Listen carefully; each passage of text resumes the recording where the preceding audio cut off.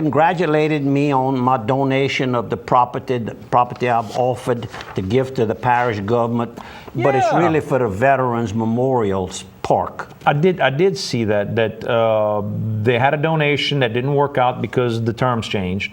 So they were looking for another piece of property to do the Veterans Memorial on. And the way that the laws work, well, KSLO, welcome back. The way the laws work, the parish can't just do one of those 100-year leases. You know, you always hear about we give $1 for 100 years. It doesn't work that way. The parish cannot make improvements unless they own the property. So you came forward and said, I've got some property right off of, that's I-49, what is that exit? I guess that's Harry Gilbo. Harry Gilbo Road, not far from Opelousas General South. Yes, the old doctor's hospital. And so it'll be a nice place for the veterans. They had wanted a larger piece of property, couldn't find a larger piece, but you've got enough property there to give them 2.5 acres. Acres, right. So it's going to be a very nice thing. I go before the council, parish council, right. Tonight, Wednesday night. Right. So hopefully it'll go through smoothly. Now it's going to cost, how much the council has to pay? $0. Zero, okay. So giving it to they don't have to pay nothing. It's as big as they want. They want 2.5 acres. You have 2.5 acres. They had been cut down to 1.5 at the other where they were going to go. Yeah, but so, that would have been enough. But they're going to get as much land as they want, easy access, and the price is free. Hard to turn no down, stipulation. I guess. No. Nobody comes back in 100 years and takes it back. No, you're not going to foreclose because you're going to give them free and clear title. Yep. You own it, right? I mean, you don't owe some money. I don't owe any money on that. So, I mean, it's a no-brainer. It's going to be a nice thing. Well, anyhow, Miss Mavis congratulated me, and not knowing, in today, Wednesday's paper, I see a picture with John Slaughter, President of St. Leonard Parish Tourist Commission, presents a certificate of appreciation to Mavis Frugier of Orneville for her long-time service on the commission. Oh yeah, she's done a lot to promote French language. Frugier also promotes the art, music, culture, and French language of the area. What a lady. So, Miss Mavis, thanks for congratulating me, but your years are not going by not noticed. It's very appreciated. How about another sponsor? And John Slaughter. I hadn't seen him or heard from him in a while. That's the senior. Big-time photographer. A lot of times if you get a Acadiana books or Acadiana information or flyers, a lot of times those photographs are taken by John Slaughter. He's very, very good, talented. Dr. Cary Thibodeau, if you're looking for a good man to take good care of you from varicose veins type work, from wound treatment type work, Dr. Cary Thibodeau over with Opelousas General can help you. He's a board certified general surgeon, wound care expert, and vascular surgeon. And if you open up your newspaper at all and you read some of these things where they talk about different doctors that are going around the nation to travel to educate younger doctors or show newer techniques, you'll always see Dr. Cary Thibodeau as one of those guys that's cutting edge. The hyperbaric chamber treatment, which you didn't see that anywhere, and suddenly he's one of those guys that pops up here that does hyperbaric treatment where you don't have to go through all that painful work on the skin to get some healing. You just put your arm inside these chambers, or in certain cases you got to put the whole body. You sit inside like an astronaut. That's what Ray Bello and I had to do up in Shreveport. And not just healing. In your case was a carbon monoxide type issue, or it's these guys that go offshore and get decompression issues when they come out of the deep water too fast. So Dr. Cary Thibodeau right here in Opelousas. A few on the death side. Want to talk briefly about Mr. Lawston Bork Sr. Over in the Lafayette area. What a nice guy, friendly guy, Cajun character. And he always had that big smile. It's so strange. I had just seen him recently at the Palace Cafe. I spoke about that about 3 weeks ago. And lo and behold, he was at Miss Deanna's house and he just dropped dead. The doctor said he probably was dead when he hit the floor. That's how quick, massive heart attack he had. And Bubba recognized me. They watched the program when they get a chance, and saw a lot of friends. I attended the wake, by the way, and I was so happy that I did. I saw so many friends that you know when you go to these wakes. you see a group of people a lot of times that you don't normally see. They come in from everywhere, so it's really a time to visit. And then today they show so many pictures, nice pictures when they're young and older, and when they got married and the grandchildren and all. And of course, they had a lot of pictures on him. My sympathies to the Bork family. I had a call, and that must have been Saturday morning. Mary Alice LeBlanc, wife of Don LeBlanc, both from Port Barry, called to advise me that Don's brother, Roy LeBlanc, had died and was now living, I guess she called me Monday. Roy died Saturday, and she thought about me and having worked at Mud Supply Company. And he was down in the Morgan City area. That's correct, in one of the little town, Amelia, or one of those areas right in there, and had been there shortly after Don and I both worked at Mud Supply Company. Mr. Bill Barstow, Tracy's daddy, was the manager of, well, all of South Louisiana. Mud Supply Company was a pretty large oil field drilling mud supplies. And good morning to Mr. Charlie Reeves. I think he's still over there in Eunice. He helped me get my job that day. And that's another story. But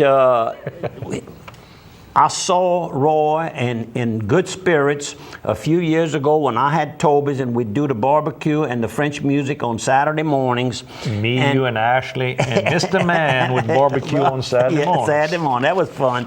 And Roy would come in and dance. Mary Alice told me that Roy probably never danced as a teenager coming up, through graduation, probably had never danced. And then later in life became an enthusiast of the Cajun and cultural music, and traveled all around dancing. And anyhow, my deepest sympathies to the LeBlanc family. My fun story about Toby's, and I know I've said it on the air before, but I'll say it again. Going there early in the morning, I would be, working behind the bar, serving either Cokes or beer, whatever everybody was having. And one morning, Mr. Murphy Carrier with Bdthurs had walked in, and he was walking around just telling everybody hi. Oh, he was a regular. And he walked up, and he's talking to me, and he says, "Boy, you're such a polite young man." He says, "Boy, you do so well behind that bar." I said, "Well, thank you, Mr. Carrier. I appreciate that." He says, "You ought to have a little more ambition." He says, "You speak so well. Maybe you could do something better."